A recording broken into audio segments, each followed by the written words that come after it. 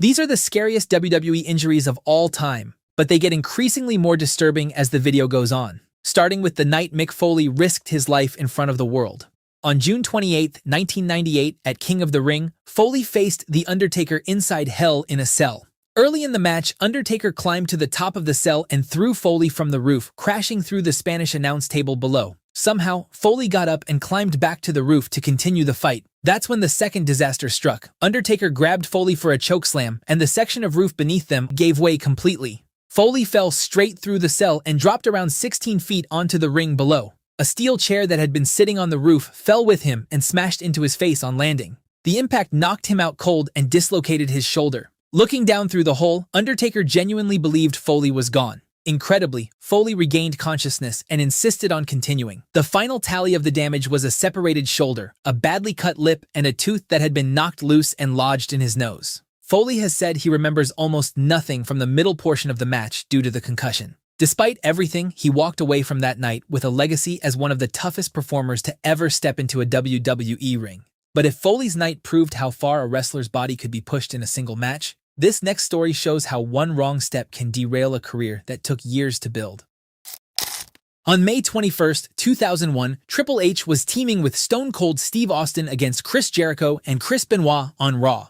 Late in the match, Triple H moved in to break up a submission hold Jericho had locked on Austin. However, as he planted his left leg to pull Jericho off, his quadriceps tore completely away from the bone. There was no big bump, no dramatic crash. It was just an ordinary spot that ended in a serious injury. Somehow, Triple H stayed in character and finished the match on a torn quad, even taking a painful Walls of Jericho submission hold on the announce table before the show went off the air. Doctors later told him he might never wrestle again. He went through surgery and nearly 8 months of rehab, missing the entire Invasion storyline that took over WWE that year. When he finally returned at Madison Square Garden in January 2002, he received one of the loudest ovations of his career and went on to win the Royal Rumble weeks later. But while the game returned from injury and became a multi-time world champion, this next injury damaged a wrestler's career so bad it never recovered. At Armageddon in December 2006, the team of Joey Mercury and Johnny Nitro competed in a fatal 4-way ladder match for the Tag Team Championships. Midway into the match, Matt Hardy pinned Mercury and Nitro's heads down against a ladder that was leaning in the corner. The plan was for his brother Jeff Hardy to leg drop the raised end of the ladder, launching the other end upward into their faces for a big visual spot. Nitro got his arms up in time and blocked most of the impact. Unfortunately, Mercury did not. The ladder struck him directly on the bridge of his nose and his eye socket at full force. He was busted open immediately and had to be helped out of the ring and rushed to the hospital. Doctors found that his nose and orbital bone had both been fractured in multiple places. He needed 30 stitches to close the wounds around his nose and cheek, and later described feeling his eye swell shut within minutes. Mercury returned to WWE television a few months later, wearing a protective face mask while the fractures healed, and the story was worked into his ongoing feud with the Hardys. Even so, his in-ring push never fully recovered, and WWE released him just a few months afterward in March 2007.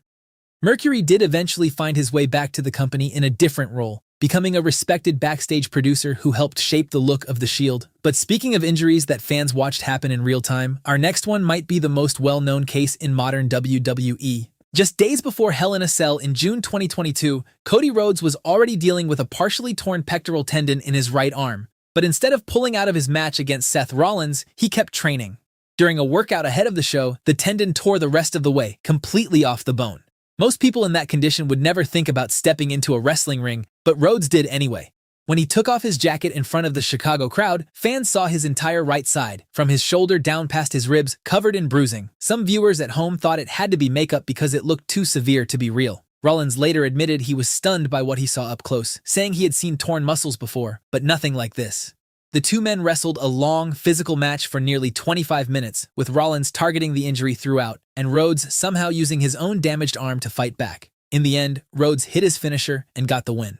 Rhodes went into surgery shortly after and spent months rebuilding the muscle from scratch. He said afterward that given the choice again, he would make the same decision to compete every single time. What could have been a career setback turned into one of the most talked about performances of his career. But while Rhodes fought through pain, our next entry is about an injury that could have ended a career instantly and very nearly ended a life. At SummerSlam 1997, Steve Austin faced Owen Hart for the Intercontinental Championship. Towards the climax of the match, Hart lifted Austin up for a pile driver, but Austin's head was positioned too low going into the move. When Hart sat down and drove him into the canvas, the crown of Austin's skull took the full impact, jamming his neck violently. Austin was instantly paralyzed for several seconds, unable to feel his arms or legs. Commentators and the wrestlers themselves have said it was one of the scariest moments they ever witnessed live. Hart had to stall and improvise while officials figured out what to do, unsure if Austin would even be able to continue. Slowly, feeling started coming back to Austin's limbs, and he crawled across the ring and managed to roll Hart up for the pin. Doctors later confirmed Austin had suffered a serious spinal injury that left him with lasting nerve damage. He was warned that another significant impact to his neck could leave him paralyzed for good. Despite that warning, Austin went on to become the biggest star of the Attitude Era, though he had to alter his wrestling style and cut out many of his more dangerous moves. The neck injury never fully healed, and it played a direct role in his decision to retire from full-time wrestling in 2003. But if Austin's story shows how one move can alter a wrestler's entire career, this next one shows how one ordinary spot can end a career in an instant. On March 11, 2022, Big E teamed with Kofi Kingston to take on the Brawling Brutes on SmackDown in what looked like a routine tag match. Later in the bout, the action spilled to the floor, and Holland set up an overhead belly-to-belly suplex on Big E. But this time, E didn't rotate all the way through in the air. Instead of landing across his back the way the move is designed to work, he came down directly on the crown of his head. It was clear right away that something was seriously wrong. E had to be looked at by medical staff at ringside before being stretchered out of the arena. He later confirmed on social media that he had fractured both his C1 and C6 vertebrae, two bones at the very top and base of his neck. Doctors told him the fall could easily have caused a stroke or permanent paralysis. Thankfully, there was no damage to his spinal cord, which meant he avoided the worst possible outcome. But the injury still ended his in-ring career. He has stayed with WWE ever since as an on-screen host and analyst, and eventually confirmed his in-ring retirement years later, calling his career an immeasurable gift despite how it ended. Holland, for his part, has said the incident sat over his career like a dark cloud for a long time afterward. And while Big E's injury happened live on SmackDown, this next injury took place when the cameras weren't even rolling.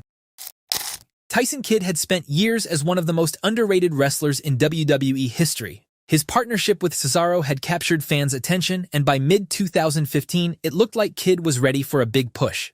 Unfortunately, his career ended thanks to a freak accident before the push could arrive. In June 2015, during a dark match against Samoa Joe, Joe's muscle-buster finisher caused Kidd severe spinal cord concussion and a ruptured C2 ligament. Doctors noted that the injury carried a 5% survival rate for most people, and Kidd never wrestled in the WWE after that night. He has stated that he doesn't blame Joe for the incident, but the guilt of the night weighed down on Joe for years. But while Kidd's career ended during a dark match, this next injury happened live in the main event of Raw. On July 27, 2015, John Cena faced Seth Rollins in the main event of Raw. But midway through the match, Rollins threw a knee strike, and instead of catching Cena at an angle, it connected flush with his face. Cena's nose broke instantly and started pouring blood. The referee and a ringside doctor checked on him more than once during the rest of the match, but Cena waved them off and insisted he was fine. He finished the match and won by submission, and WWE didn't try to hide the injury afterward. They released a set of black and white photos showing the damage, and they used the incident to fuel Cena and Rollins' build towards SummerSlam. Rollins later said the strike wasn't even planned. He explained it was just an improvised shot to create space between them, and he felt terrible once he saw how badly it had broken Cena's nose. He has said in interviews since that he still apologizes to Cena about it from time to time. Cena, for his part, never blamed Rollins, calling it a simple accident that happens in a physical business like this one. Despite the injury, Cena didn't miss any major dates and went on to have a banger with Rollins at SummerSlam weeks later. But while Cena's nose got major media coverage, some devastating wrestling injuries never made it to the mainstream news. So up next, let's look at some honorable mentions. Back in 1997, ECW put on a match so violent that the promotion never dared repeat it. Terry Funk defended his ECW World Heavyweight Championship against Sabu in a match where the ring ropes were replaced entirely with barbed wire. Early in the bout, Sabu attempted his signature corner splash, missed his target, and crashed directly into the wire. His bicep tore open in a wide gash, but instead of stopping, Sabu asked for tape, patched the arm up himself in the middle of the match, and kept wrestling. By the end, both men were so tangled in barbed wire that ring crew needed wire cutters to free them. In February 2012, TNA wrestler Jesse Sorensen was competing against Zema Ion when a springboard move went wrong and Ion's knee crashed into the side of Sorensen's head. Sorensen dropped instantly and didn't move. Doctors later confirmed he had fractured his C1 vertebra, the bone at the very top of the spine, along with swelling around his spinal cord. He briefly lost all feeling in his legs and spent time in intensive care before slowly regaining movement. He eventually made a full recovery, though the injury changed the course of his career.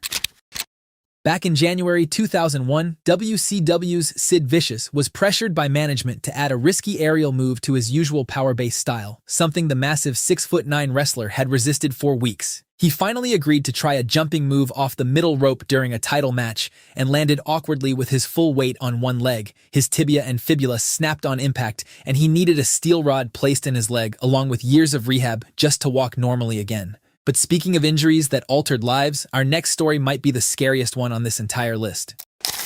On October 5, 1999, during a SmackDown taping, former NFL player turned wrestler Droz was in the ring with D'Lo Brown.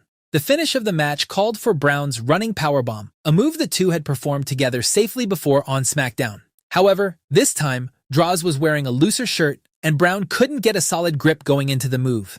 As Brown drove him down, Droz landed almost straight on his head, and the combined weight of both men came down directly on his neck. His vertebrae fractured instantly. Droz was rushed into emergency surgery that likely saved his life, but he woke up paralyzed from the chest down at just 30 years old. His in-ring career ended in that single moment, and the footage was considered so hard to watch that WWE never aired the match. Brown was consumed by guilt and visited Droz in the hospital soon after, expecting anger. Instead, Droz told him it wasn't his fault and that it was simply an accident. The two remained close friends for the rest of Droz's life. Over time, Droz regained some movement in his upper body and arms, though he stayed paralyzed from the chest down for the rest of his life. He didn't let it end his connection to the business, using a custom wheelchair funded by a friend and later working for WWE as a writer behind the scenes. Brown has said publicly for years that the guilt from that night never fully left him. The night remains a clear example of how an ordinary night of wrestling can alter someone's life forever.